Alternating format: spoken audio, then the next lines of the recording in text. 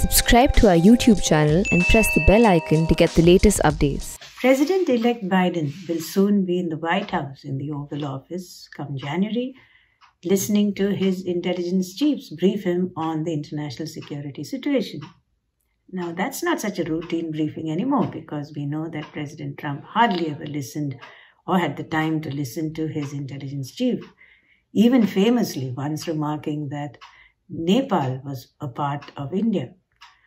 Joe Biden is quite a different kettle of fish, the youngest senator, 29, twice a vice president, and really one of the candidates with the longest experience in Congress, including as chairman of the Senate Foreign Relations Committee. So Joe Biden has the experience to decide on matters based on the US national security interest, something in which his bureaucracy will encourage him. There's nothing which a bureaucracy likes less than a zigzag policy that is based on the idea of the moment. So the question is, what will his intelligence agencies brief Biden about? Of course, it's on the world as well as on India. Now, some of the issues that Indians think that will decide bilateral relations, which may not necessarily be the case, but that's what India thinks. One of them, of course, is Kashmir. Now, we know that many of the, people who are hostile to our position on Kashmir, like Ilhan Omar and Sheila Jackson-Lee, are back in Congress.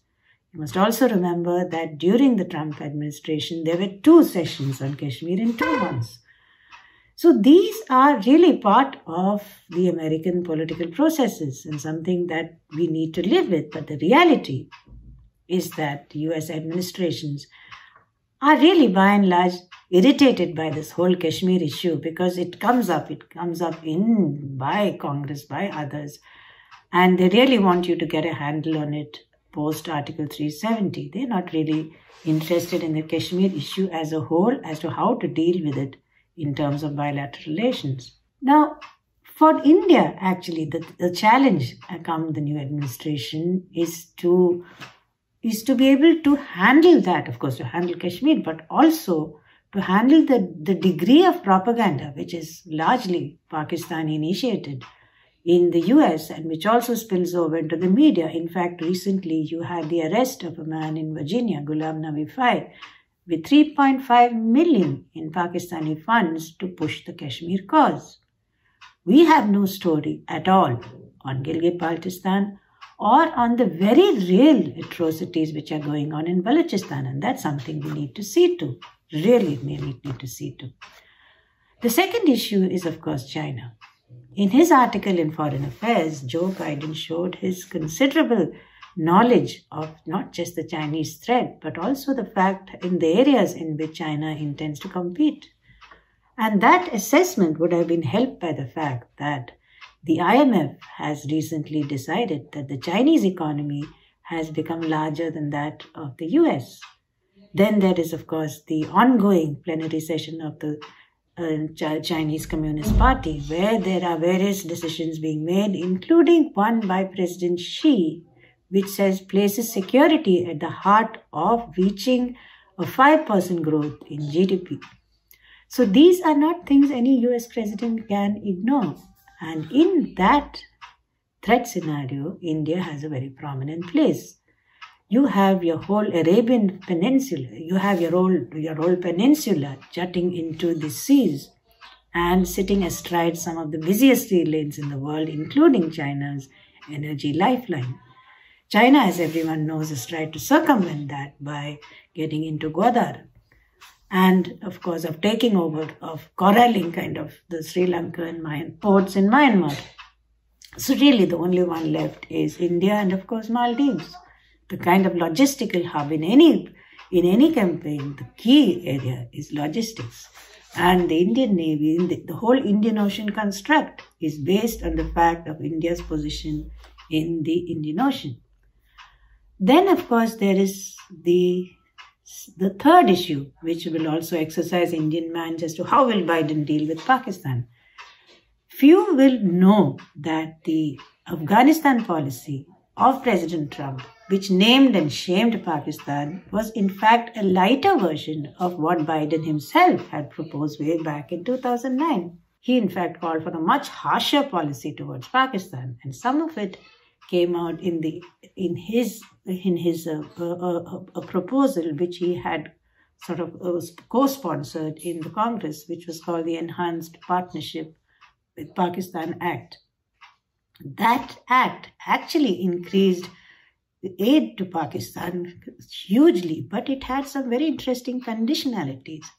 Not only did it call that Pakistan should end support to terrorism, end support to Al-Qaeda, also end support to the Taliban, but it also had a clause which said that the president should certify that the Pakistan army is not interfering, in effect, is not interfering in Pakistan's internal politics. That made the Pakistan army very angry. So to the extent that they did the unprecedented measure of coming out in public and saying so. And that nearly very, very badly undercut President Zardari's government because the Pakistan army was so furious. So Joe Biden knows his Pakistan. There's also another interesting thing which happened recently. In January, 5 Pakistanis were indicted for smuggling nuclear and missile parts from US into Pakistan. Now, Pakistan as a proliferator is a very serious issue in the US, and yet the issue hardly resonated in India. So we need to make the case here that Pakistan continues to remain of concern in terms of nuclear and missile proliferation. None of this means, of course, that India gets a free ride on everything. Trade will continue to be an issue. I mean, Biden has talked of a foreign policy for middle-class America, which means, well, building on other countries' capabilities to give Americans a better life. So that issue is not going to go away. Perhaps it won't be so visible and upfront and as it was during President Trump, but it will remain.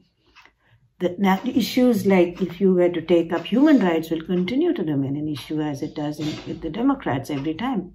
So if India chooses to take up issues like the CAA or the Citizens Register, that will have a blowback.